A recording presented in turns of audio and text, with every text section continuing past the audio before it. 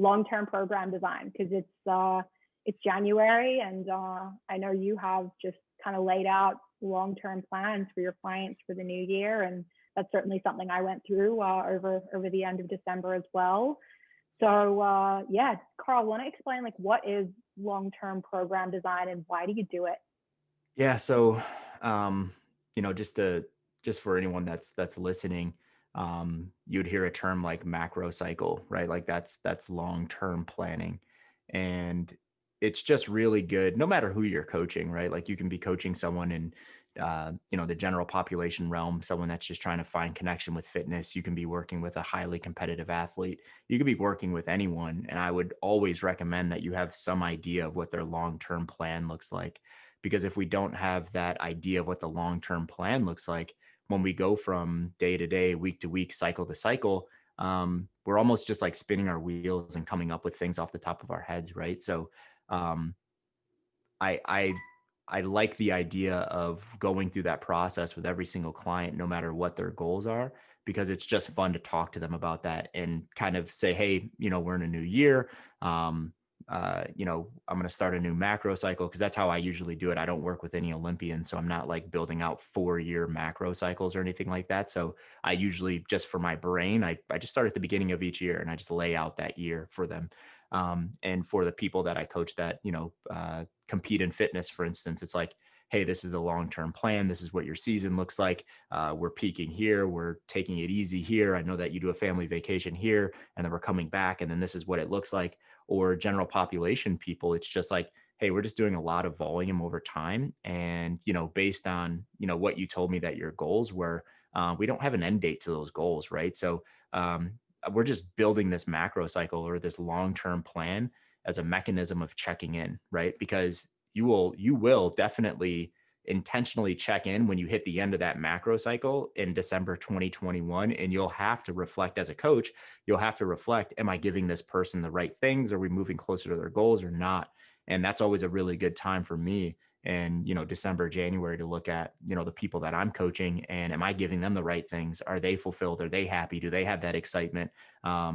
Are their goals still the same? Do we have to have another conversation? So on and so forth. So I think it's just a really good opportunity to kind of hit reset a little bit and critically look at what we're giving people. Because if we don't do that, we can just kind of like do this forever, right? Where it's just like accumulation 1, accumulation 36, you know what I mean? Where we're just like giving people work over and over and over, which is fine. But most people lose connection and excitement over time if they're not connected to what they're doing and why they're doing it. So does that mean like come December, you are setting those clients up with some kind of like testing or FMEs to check in, or is it more just like a evaluation, like a Yeah, qualitative no, not evaluation? really.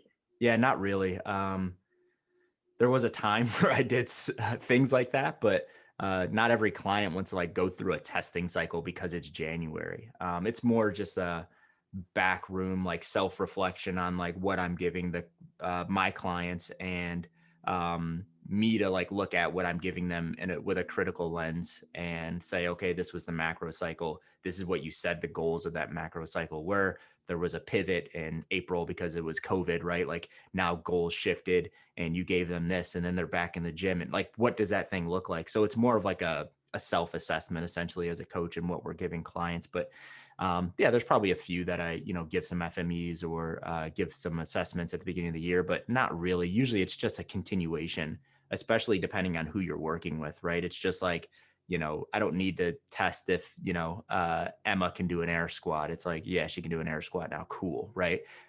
It's just more of like a, hit reset, look at it critically, rebuild a phase. That's it. Got it. Are you having that like detailed conversation with all of your clients on what their training year is going to look like, or not everyone? Not everyone. Yeah. I think, I think some people need to hear it and others don't. Or some people want to hear it and other people don't, right? Like there's some people that, and we talk about it all the time, right? It's like everything has to be individualized down to the way that we speak to our clients, right? So I've had conversations with some clients where I try to like, open the book on them and I'm like, hey, this is what we're doing. And they just like get this overwhelmed look and feel. And they're just like, I don't care. Like, I don't need to know those things.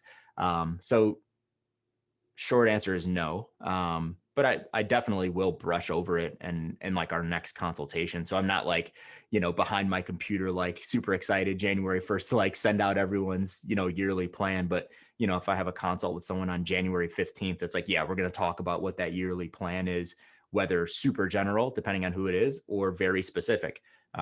So like the coaches that I coach, it goes very specific, right? Because I want them to, be not only engaged in the process, but I want them to kind of look at their program through my eyes instead of looking at their program through just their eyes. And maybe they'll learn something from that.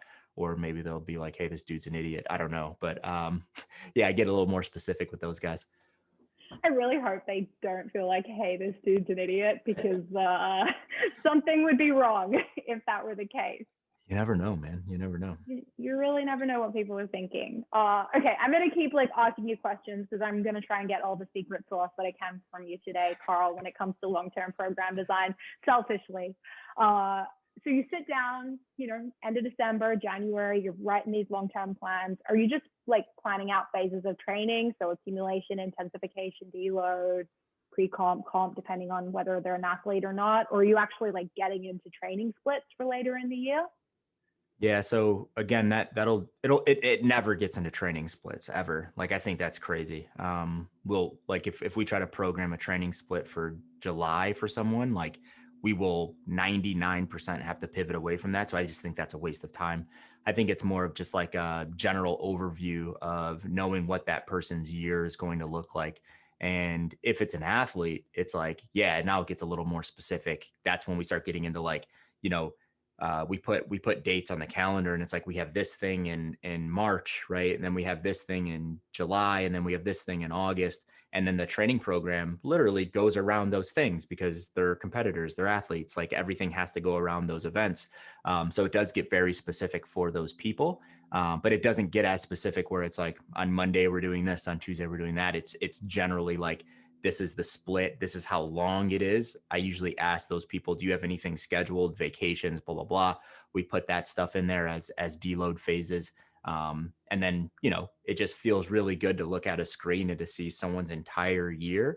And when you're in like accumulation one or intensification one in January, you can wrap your brain around progression a little bit more, in my opinion, when you start to see that, you have pre-comp at the end of February going into March, right? So your brain's like, okay, I need to be, in this intensification phase. I have to prepare them for a pre-competition phase. So your brain's more wrapped around like, if it's a competitive fitness athlete, you're thinking like density, you're thinking intensity, you're thinking all those things, and they have to be at their maximum as they get to that pre-comp phase. Um, but on the general population side, it's more of like a, when are we taking breaks in the year? What do phases of training look like? Maybe drop in like one or two intensity phases intentionally in their year as something really cool to prepare for, where it's like, hey, we've done these assessments in the past. I want to reassess you in July, and we're going to do these things.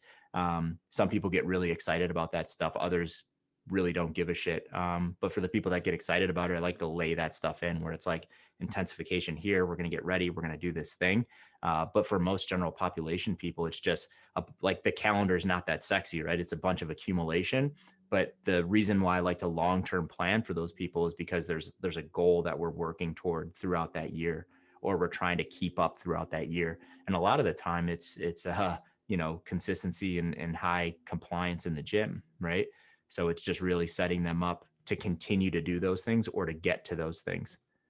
Yeah, it's funny because your athlete versus like your gen pop client, the athlete is technically more challenging to program for, right? But I find long-term planning for general population both like it's way more simple, but at the same time it is harder because you don't have like the specific thing that you're working towards, because ultimately the end goal is, like you said, consistency and being able to train for a lifetime. So my coaching brain, which is so used to thinking about like, we want to hit this back squat in this day, or we're looking for this like KPI to compete in this competition. Like it's just, you don't have that to work off, right? And then you also have the added challenge of this person isn't training, training is not their life. Their life is their job, their family, all of these other things outside of the gym. And ultimately those are going to get in the way. They're going to go on a vacation they didn't tell you about, or they're going to get sick, or something's going to happen, and they're going to miss like weeks of training, and it's going to mess up this like beautiful layout that you had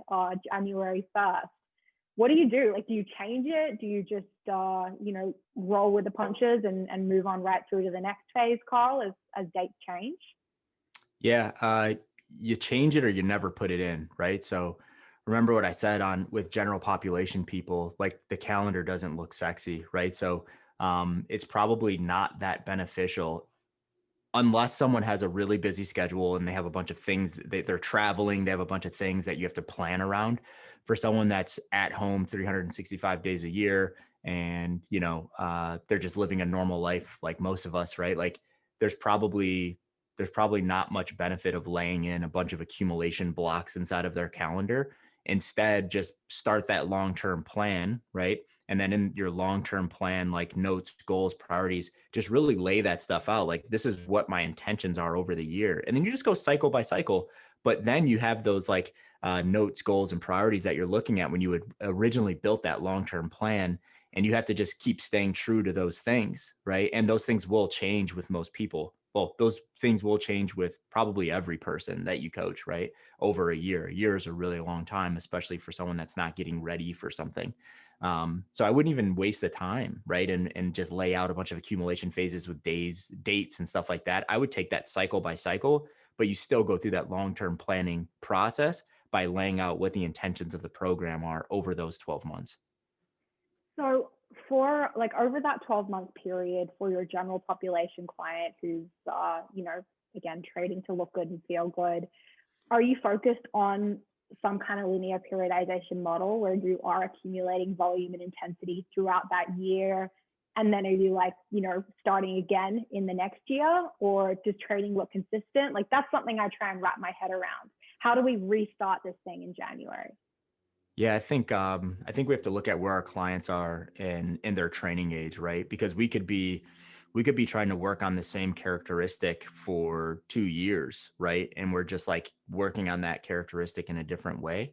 Like I can think of a couple of clients that I have right now where we're still trying to like really master motor control.